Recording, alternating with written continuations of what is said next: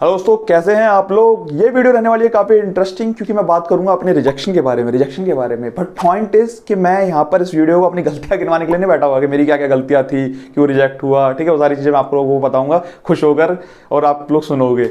आज की वीडियो का मुद्दा ये है कि जो मेरी गलतियां थी उनसे आप क्या सीख सकते हो, वो बहुत ज़्यादा इंपॉर्टेंट है। ठीक है, मतलब मेरी जो गलतियां थी वो आप ना ही करो। आप वो भले आर्टिकलशिप फेज के अंदर हो या सीए आप न्यूली क्वालिफाइड हो, आप वो गलतियां नहीं करो जो मैंने गलतियां करी थी, जो रिजेक्ट हुआ था। तो काफ़ी सारे इंटरव्यूज के अंदर रिजेक्ट हुआ था at the time of articleship, और वो मेरे को आज रियलाइज होता है कि क्या क्या मेरी गलतियां थी। मुझे लगता था कि यार इंटरव्यूअर की गलती है, कई जगहों पे चीज़ें थी, ठीक है, जो मुझे ऐसा लगता है कि यार वो मेरे कंट्रोल से बाहर थी चीज़ें। ठीक है, उसके बारे में भी डिस्कस करेंगे। बट पॉइंट इज कि सबसे पहली चीज़ जो रिजेक्शन हुए थे वो मेरे को आज रियलाइज होते हैं कि क्या क्या गलतियां थी। तो चलिए बिना टाइम वेस्ट करे स्टार्ट करते हैं वीडियो को।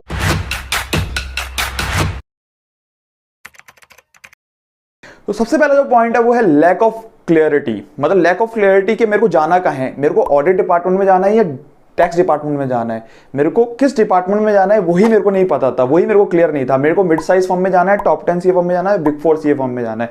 ऑब्वियसली हर किसी का सपना होता है बिग 4 में जाना है, लेकिन बिग 4 में भी अगर जाना है तो किस डिपार्टमेंट में जाना है। देखो पहले मेरा थॉट प्रोसेस तो है बिग 4 में जाना है, लेकिन बिग 4 नहीं मिल रही है तो टॉप 10 सीए फर्म में जाऊंगा। ऑब्वियसली इसी बात है।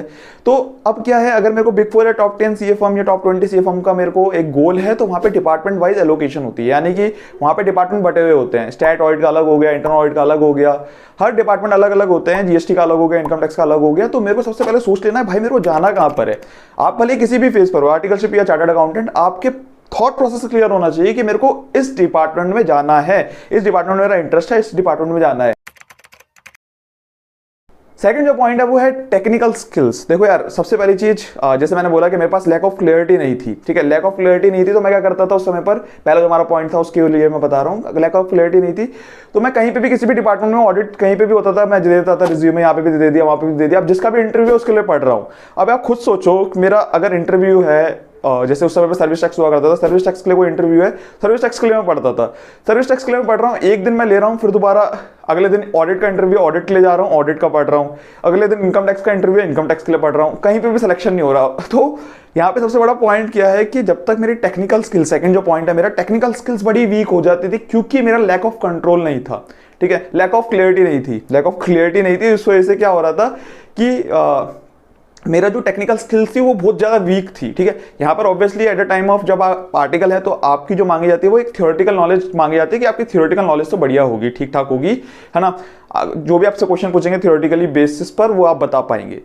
तो हुआ कुछ इस तरीके से कि जब मेरे पास लैक ऑफ क्लियरिटी थी कि मेरे को जाना कहां पर है, उस वजह से क्या होता था, मेरी टेक्निकल स्किल्स बहुत ज्यादा वीक रह जाती। तो सेकंड जो पॉइंट है वो है टेक्निकल स्किल्स। इसके ऊपर आपको काम करना है। काफी जगहों पे ऐसा हुआ कि कुछ क्वेश्चंस उन्होंने पूछे, जैसे एक जगह पे मैं आपको बताता हूं कि वहां पे इनकम टैक्स का मेरा इंटरव्यू था, मतलब टैक्स रिलेटेड चीजें वो पूछ रहे थे। उन्होंने पूछा सेक्शन 28 बताओ मेरे को क्या है। तो मैंने बोला कि सेक्शन ऐसे सर मेरे को नहीं पता, मुझे हेडिंग बता दो, मैं नीचे वाला बता दूंगा। वो कह रहा भाई क्या कर रहा है। ठीक है, तो मतलब इस तरीके से चीजें हुई है। मतलब मैं उससे बोल रहा हूँ कि सेक्शन 28 तो नहीं पता, बट मेरे को आप हेडिंग बता दो। एक होता है ना कि यार सेक्शन तो नहीं रखा है, आप हेडिंग बता दो, नीचे का मैं बता दूंगा खुद से। तो इस तरीके की चीजें थी जो मेरे हिसाब से, अगर मेरे को फोकस करना था, अगर मेरे को टैक्स में फोकस करना था तो सिर्फ टैक्स की मेरे को पढ़नी थी चीजें। अब मैं क्या कर रहा हूँ, सारी चीजें पढ़ रहा हूँ, डिफरेंट चीजें पढ़ रहा हूँ। उस वजह से क्या हो रहा है कि मेरी टेक्निकल स्किल्स कहीं ना कहीं वीक रह जा रही है।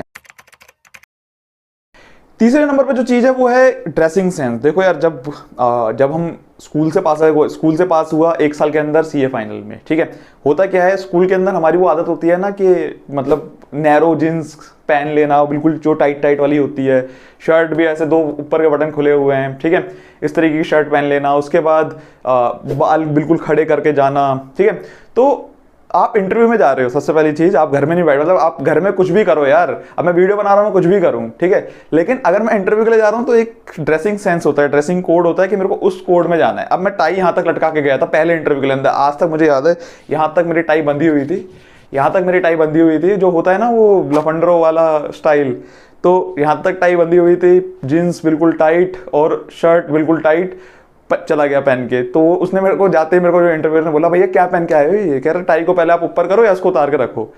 तो वो था। और आज तक टाई कभी ऊपर कर ही नहीं थी, तो टाई ऊपर कर रहा हूँ तो हो नहीं रही, मैंने कहा यार उतार के फेंक दी मैंने, ठीक है। तो ड्रेसिंग कोड आपका जब मतलब होना चाहिए, अच्छा होना चाहिए। आजकल तो यूट्यूब पे काफ़ी सारे वीडियोज़ हैं, आप वीडियोज़ को देखो, उनके जो ड्रेसिंग सेंस है समझो कि किस तरीके से आपको फॉर्मल में किस तरीके से रेडी होना है, ठीक है। तो आपको वो चीज़ देखनी होगी और आपको देखना होगा यार मैं कैसा लग रहा हूँ। मतलब सबसे पहले तो अगर आपका ड्रेसिंग कोड अच्छा होगा, आपने ड्रेस अच्छी पहन रखी होगी, तो आप खुद ही आप कॉन्फिडेंट आप हो जाओगे कि हाँ यार अब मैं कर सकता हूँ इंटरव्यू क्रैक। क्योंकि एक होता है ना, अंदर से एक आता है कि हाँ ठीक है यार हो सकता है ये। नेक्स्ट जो फोर्थ पॉइंट है वो ऑलमोस्ट फर्स्ट और सेकंड से रिलेटेड ही है, बट यहाँ पे पॉइंट बहुत ज़्यादा इंपॉर्टेंट है, इसलिए मैं आप लोगों के साथ डिस्कस कर रहा हूँ। वो है कि आपको इंपॉर्टेंट कॉन्सेप्ट जरूर पढ़ के जाने हैं। किसी भी आप इंटरव्यू के लिए जा रहे हो, आपको इंपॉर्टेंट कॉन्सेप्ट आपके थोरो होने चाहिए। जैसे आप ऑडिट के लिए जा रहे हो तो आपको रेवेन्यू के बारे में पता होना चाहिए, ठीक है। एएस इंपॉर्टेंट जो एएस हैं रेवेन्यू वाले, मतलब रेवेन्यू रिकॉग्निशन का एएस के बारे में पता होना चाहिए, ठीक है। आपको कुछ असर्शंस के बारे में पता होना चाहिए, कारों के बारे में पता होना चाहिए, ठीक है। एसेस, थोड़े जो इंपॉर्टेंट एसेस होते हैं उनके बारे में, स्टैंडर्ड ऑन ऑडिटिंग जो होते हैं उसके बारे में पता होना चाहिए आपको, ठीक है। तो ये सारे जो चीज़ें हैं, ये सारी आपको इंपॉर्टेंट चीज़ें याद रखनी है। जैसे जीएसटी के अंदर अगर मैं बात करूँ, वहाँ नोटिस के बारे में पता होना चाहिए। अगर आप इनकम टैक्स में जा रहे हैं, वहाँ नोटिस के बारे में पता होना चाहिए, असेसमेंट के बारे में पता होना चाहिए। तो ये सारी चीज़ें आपको आइडिया होना चाहिए कि अगर आप जा रहे हैं तो आपको इंपॉर्टेंट चीजें पढ़ के जानी है। नेक्स्ट जो बहुत ज्यादा इंपॉर्टेंट है वो है कम्युनिकेशन स्किल्स। देखो यार, कम्युनिकेशन को सबसे पहले तो आपको इंग्लिश स्पीकिंग से नहीं मर्ज करना है। English speaking is a different thing, communication is a different thing. Communication आपको इंप्रूव करनी है। कम्युनिकेशन इंप्रूव करने के मैं ऑलरेडी तरीके बता चुका हूं, आप आई बटन पे क्लिक करके देख सकते हैं। कम्युनिकेशन आपकी इस तरीके की होनी चाहिए, आपको चीजें आप बता पाओ। ऐसा नहीं कि कभी कभार क्या होता है, इवन मेरे साथ भी ऐसा होता था, आधी चीजें मेरे दिमाग में होती थी, आधी चीजें मेरे जुबान पर होती थी और आधी चीजें कहीं और होती थी, तो बता ही नहीं पाता था चीजों को, ठीक है। तो ऐसा नहीं कि मैं मन में तो कुछ और सोच रहा हूं लेकिन वो बता ही नहीं पा रहा हूं, ठीक है। कई बार ऐसा होता है, ठीक है, कि आप बोलना चाहते हैं कुछ और बोलते हैं कुछ और, या कुछ चीजें ऐसी होती है जो मुंह में रह जाती है, आपके दिमाग में रह जाती है, लेकिन आप नहीं बोल पाते, ठीक है, ड्यू टू एनीथिंग। मतलब आपको लैक ऑफ कॉन्फिडेंस है या कुछ भी है, बट आपका यहाँ पे कम्युनिकेशन स्किल्स का होना बहुत ज़्यादा जरूरी है। ऑब्वियसली एज ऑफ नाउ अगर आप देखो यार, इतनी जल्दी कम्युनिकेशन स्किल्स के ऊपर तो काम नहीं कर पाओगे, बट पॉइंट इज कि कम्युनिकेशन स्किल्स वाली जो वीडियो आप वो जरूर देख लेना कि किस तरीके से मैंने इंप्रूव करी अपनी, और कुछ पॉइंट्स मैंने उसके अंदर बता रखे हैं, वो आप देख सकते हो। उसके अंदर आप अपने कम्युनिकेशन स्किल्स के ऊपर काम करना स्टार्ट करो।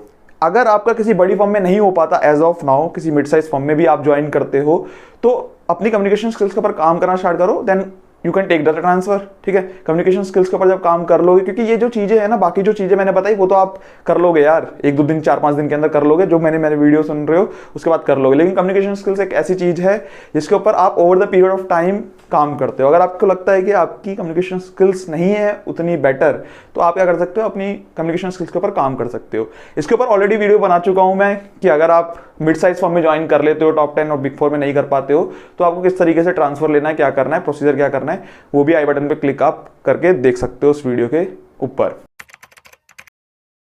नेक्स्ट है इंग्लिश स्पीकिंग। देखो यार, सबसे पहली चीज, आप टॉप 10 या किसी भी बिग 4 फर्म में जा रहे हो, बिग 4 में तो आपको ये चीज याद रखनी है, आपको हिंदी में बात नहीं करनी। मेरे साथ ऐसा हुआ था, मतलब बिग 4 में बोलूंगा नहीं, बट एक अच्छी फर्म के अंदर मेरे साथ ऐसा हुआ था कि मैंने क्या करा, उनसे मैंने पूछा कि can I speak in Hindi. उन्होंने पहले तो बोल दिया कि yes you can speak in Hindi, लेकिन रिजेक्शन हो गया। लेकिन बहुत जगहों पे ऐसा हुआ कि ऐसा, मतलब मेरे साथ बहुत ज़्यादा दिक्कत थी इंग्लिश बोलने में भी, एज कई लोगों के साथ होती है। तो मेरे को लगा कि ठीक है यार, अगर नहीं बोल पा रहे इंग्लिश तो पूछ लेते हैं, हिंदी में बोल लेते हैं। बट ये चीज़ काम नहीं करती है। आपको सबसे पहली चीज़ आपको याद रखना है कि इंग्लिश बहुत ज़्यादा इंपॉर्टेंट है। क्योंकि यार देखो, सबसे पहली चीज़, मैं एक गलत नहीं बोलूँगा एक किसी भी फर्म को या किसी को भी, क्योंकि यहाँ पर ऐसा नहीं है। देखो यार, अगर मेरे पोर्टफोलियो में मेरे पास इंग्लिश वाले, मतलब मेरे पास फॉरेन क्लाइंट हैं, तो यार आप कैसे डील कर पाओगे उन फॉरेन क्लाइंट के साथ अगर आपकी इंग्लिश कम्युनिकेशन अच्छी नहीं है। तो कहीं ना कहीं हमारा फॉल्ट है, हमें अपने ऊपर काम करना चाहिए, क्योंकि हमें पता है कि यार हमारे जो इंडियन जो है वहाँ पर ऐसे फॉरेन क्लाइंट भी मिलेंगे। तो फॉरेन क्लाइंट या साउथ इंडियन जो लोग हैं उनके साथ कैसे आप कम्युनिकेट कर पाएंगे। आप जब तक इंग्लिश नहीं आएगी तब तक आप कम्युनिकेट ही नहीं कर पाएंगे उन लोगों के साथ। तो क्यों प्रेफर करेंगे वो, आपको प्रेफर उसको करेंगे ना जिसको ऑलरेडी जिसको आती है। और ऑब्वियसली इंग्लिश के ऊपर ठीक है, जितना मर्जी मैं बोल लूँ, लेकिन इंग्लिश के ऊपर इतनी जल्दी काम नहीं हो सकता एज ऑफ नाउ।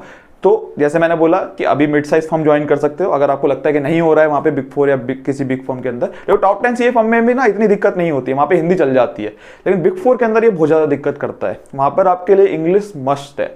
तो अगर आप इंग्लिश बोल पा रहे हैं तभी वो आपको लेंगे, अदरवाइज मुश्किल है थोड़ा सा, तो आपको वो चीज़ याद रखनी है। तो अगर आपका नहीं हो पा रहा है as of now, mid size firm join करो, धीरे धीरे धीरे बढ़ जाना आगे, क्या दिक्कत है। अब ये इंग्लिश स्पीकिंग जो स्किल्स है कैसे इनहेंस करी जा सकते हैं, कैसे इंप्रूव करी जा सकते हैं, उसके बारे में भी बात करेंगे, अलग वीडियो बनाएंगे। इस वीडियो को इतना बड़ा हो जाएगा अदरवाइज, तो इस वीडियो को छोटा ही रखेंगे। अलग वीडियो के अंदर हम बात कर लेंगे कि किस तरीके से उसके ऊपर काम करा जा सकता है, क्योंकि अभी तो काम नहीं कर पाओगे इतनी कोई बड़ी चीज़, मतलब ऐसा मैं बोलूँगा आपको कि इंग्लिश स्पीकिंग के ऊपर काम कर लो अपने, और कल आप बोलो कि मैं फराटेदार इंग्लिश बोल रहा हूँ, तो वो चीज़ तो पॉसिबल है नहीं। तो उसके लिए हम एक अलग वीडियो बनाएंगे जिसके अंदर बात करेंगे किस तरीके से आप इंप्रूव कर सकते हो, कैसे I have improve my self. यहाँ पे इंग्लिश बोलनी जरूरी थी क्योंकि आपको लगे कि ठीक है बोल लेता हूँ थोड़ी थोड़ी, तो ये चीज़ है। तो इंग्लिश स्पीकिंग स्किल्स बहुत ज़्यादा जरूरी है, जैसे मैंने आपको बताया रीज़न उसका। गाली मत देना उनको कि ज़बरदस्ती इंग्लिश स्पीकिंग मेरी गलत थी, तभी भी उन्होंने मेरे को निकाल दिया, टेक्निकल में तो मैं माहिर हूँ। आपको रीज़न समझ में आ रहा होगा कि क्यों वो निकालते हैं, क्या उनका पर्पस है बिग 4 के लिए।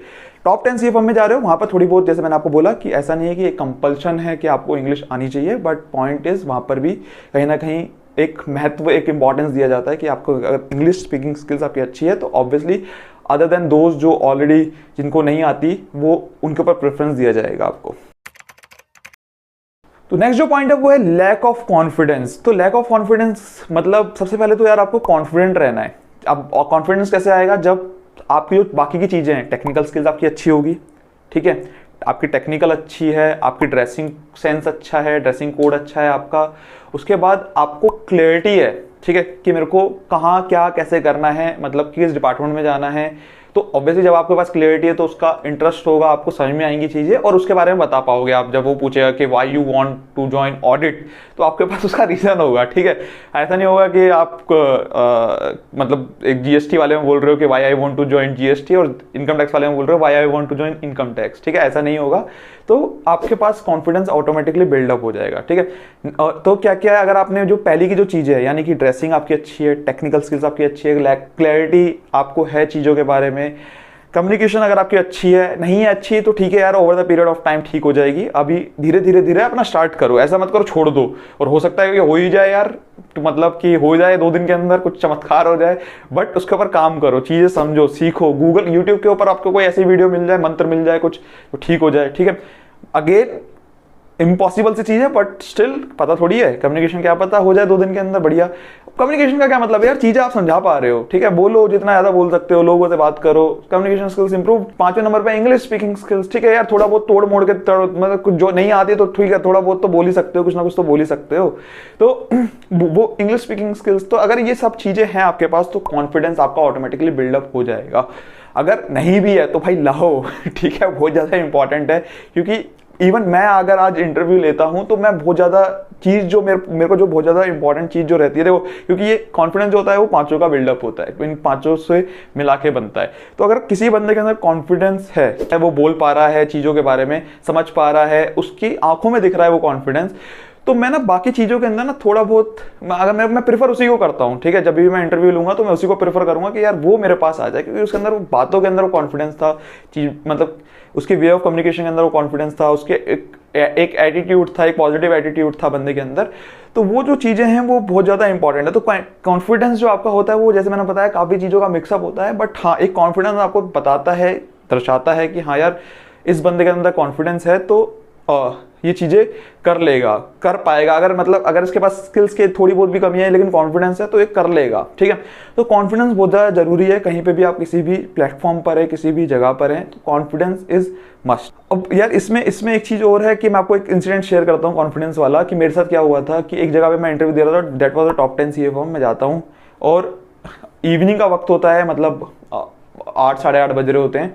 तो मुझे ऐसा लगता है, मेरे को दिख रहा है ना, दूर से बाहर से दिख रहा है, अंधेरा हो रहा है, तो एक दिमाग में माइंड सेट होता है कि यार अंधेरा हो रहा है, इसका मतलब रात हो रही है, इसका मतलब नाइट हो रही है। तो जैसे मैं एंटर करता हूँ इंटरव्यू देने के लिए, मैं उनसे बोलता हूँ कि सर गुड नाइट। बोलता है भैया गुड नाइट सो जाए यहीं पर ही। मैंने कहा सॉरी सर गुड इवनिंग। वो क्यों हुआ ऐसा, गुड नाइट क्यों निकला मुंह से? गुड नाइट का क्या मतलब है कि ठीक है रात हो गई सो जाओ। तो अब यहाँ पर क्या हो रहा है, मैं मिल रहा हूँ किसी को, तो मैं मिल रहा हूँ तो क्या बोलूंगा, भले वो 8 साढ़े 8 हो रहे हैं, 9 हो रहे हैं, तो मैं ये नहीं बोलूंगा गुड नाइट, मैं बोलूंगा गुड इवनिंग, ठीक है। तो गुड इवनिंग बोलकर देन उसके बाद जब मैं बैठा तो वही है यार, जब एक पहली गलती हो गई तो कॉन्फिडेंस उनको ऑटोमेटिक दिखाई दे गया कि भैया है ही नहीं इसके ना, तो ऑब्वियसली रिजेक्शन मिलना ही था वहाँ से। तो कॉन्फिडेंस बहुत ज़्यादा जरूरी है किसी भी स्टेज के ऊपर, किसी भी जगह पर। तो कॉन्फिडेंस अगर होगा आपके अंदर तो जो बाकी जो चीज़ें हैं वो छुप जाएंगी, ठीक है। छुप जाएंगी कहने का मतलब ये है कि कॉन्फिडेंस होगा तो कहीं ना कहीं वो आपको एक, अगर कॉन्फिडेंस होगा तो वो लगेगा सामने वाले बंदे को भी ठीक है चीज़ें कर पाएगा ये, ठीक है। एक आधी चीज़ नहीं भी आती तो उसको आप छुप जाएगी वो। तो कॉन्फिडेंस बहुत ज़्यादा जरूरी है कहीं पर भी, किसी भी जगह। नेक्स्ट कुछ ऐसे रीज़न है जो अब हमारे आउट ऑफ कंट्रोल हैं, ठीक है, जो आप अपने कंट्रोल में कभी हो ही नहीं सकते। जैसे पहली जो चीज़ है वो ये थी कि I have studied from a government school. तो वहाँ पर सबसे बड़ी दिक्कत ये थी कि अगर आपने, मतलब अभी मुझे एज ऑफ नाउ का सिनेरियो नहीं पता, बट जब मैं आर्टिकलशिप के लिए जा रहा था तो कई जगहों पे ऐसा भी मेरे को फेस करना पड़ा था। उन्होंने मेरे से पूछा कि आपने किस स्कूल से, मतलब किस जगह से स्कूलिंग करी है, तो आई टोल्ड देम कि भैया गवर्नमेंट स्कूल से। तो उन्होंने बोला कि सरकारी स्कूल के बच्चों को नहीं रखना है ना, तो उन्होंने डायरेक्टली मना कर दिया। तो ये हमारे आउट ऑफ कंट्रोल है, इसमें आप कुछ नहीं कर सकते हो। नेक्स्ट जो चीज़ है वो है कि आपका फैमिली बैकग्राउंड पूछा जाता है, पापा क्या करते हैं, दादा क्या करते हैं, चाचा क्या करते हैं, है ना, तो इन सब के बारे में पूछा जाएगा। तो वो भी कहीं ना कहीं, ठीक है यार अब मुझे नहीं पता, बट वो कहीं ना कहीं उसका एक इफेक्ट लेते हैं कि यार कि अगर इसका फैमिली बैकग्राउंड ये है तो हम इसको रखेंगे। ये मतलब जनरली ये जो छोटी मोटी फॉर्म होती है ना, मिड साइज फॉर्म्स और टॉप 10 ये फॉर्म्स, टॉप 10 में भी मतलब नहीं, टॉप 20 जो होती है 11 से लेकर 20 वाली, उसमें बहुत ज़्यादा होता है ये चीज़ें। तो वो क्या करते हैं, प्रेफरेंस मतलब देखते हैं कि यार इस किस बैकग्राउंड का बंदा है, ठीक है, इसके घर वाले क्या करते हैं, तो बहुत ज़्यादा उसके ऊपर दिया जाता है एक कि वो क्या करते हैं। और ऑब्वियसली ये हमारे आउट ऑफ कंट्रोल है ये चीज़ भी, तो इसमें भी कुछ नहीं कर सकते। नेक्स्ट जो चीज़ है वो है कि आपके 12th में कितने नंबर थे और 10th में कितने नंबर थे, भैया अब क्या करोगे जानकर। तो ये भी काफ़ी जगहों पे मेरे साथ हुआ था कि आपके 12th में आपके 12th में अच्छी परसेंटेज थी नहीं, मेरी 78 परसेंटेज थी, और कई जगहों पे ये था कि 85 से कम वालों को हम नहीं कंसिडर करेंगे, ये नहीं करेंगे, वो नहीं करेंगे। तो 78 वाज माय परसेंटेज। तो उस समय पे ये था कि ऑब्वियसली जब अगर मेरी, आपको तो मैं कुछ कर नहीं सकता हूँ, तो इंटर क्लियर हो गया, तुम क्या करोगे 12वीं की परसेंटेज देख के, 10वीं की परसेंटेज देख के, वो मेरे को समझ में नहीं आता, and which is out of my control. तो उसमें भी कुछ नहीं कर सकते आप लोग। तो आई होप आपको इस वीडियो में काफ़ी कुछ सीखने को मिला होगा, एंड कहीं ना कहीं आपको समझ में आया होगा कि क्या क्या चीज़ें नहीं करनी है जो मैंने करी, और कहाँ कहाँ पे कैसे इंप्रूवमेंट करना है। अगर आपको वीडियो पसंद आई तो लाइक जरूर करना है, चैनल को सब्सक्राइब जरूर करना। मिलते हैं नेक्स्ट वीडियो में। Thank you so much.